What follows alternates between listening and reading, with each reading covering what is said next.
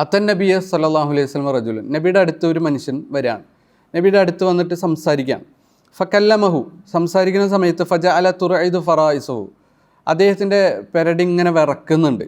മുഹമ്മദ് നബിയുടെ ഫ്രണ്ടിൽ നിൽക്കുമ്പോൾ ഇങ്ങനെ വിറച്ചുകൊണ്ടിരിക്കുകയാണ്. അത്രയും പേടി മുഹമ്മദ് നബിയുടെ ഫ്രണ്ടിൽ നിൽക്കുമ്പോൾ അയാൾക്കുണ്ട്. ഫഖാല ലഹു, അപ്പോൾ മുഹമ്മദ് നബി അവിടെ വെച്ച് പറയുകയാണ്, എല്ലാ മനുഷ്യന്മാരെയും വേണമെങ്കിൽ ഒറ്റയടിക്ക് കൊല്ലാവുന്ന അധികാരമുള്ള, അത് കൊന്നാൽ ഒരിക്കലും ചരിത്രത്തിൽ അദ്ദേഹം അനീതി കാണിച്ചു എന്ന് പറയപ്പെടില്ല എന്ന് വേണമെങ്കിൽ പറയാവുന്ന അത്രയും ക്രൂരത ഇങ്ങോട്ട് ചെയ്ത മനുഷ്യന്മാരോടുള്ള നടപടിയാണ് ഈ കാണുന്നത്.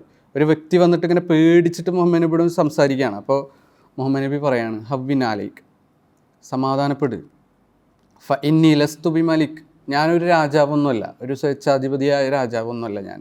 ഇന്നമ അന ഇബ്നു ഇമ്രഅത്തിൻ തഅകുലുൽ ഖദീദ്, ഞാൻ ഉണക്കമാംസം കഴിക്കുന്ന ഒരു സാധാരണ പെണ്ണിൻ്റെ മകനാണ്.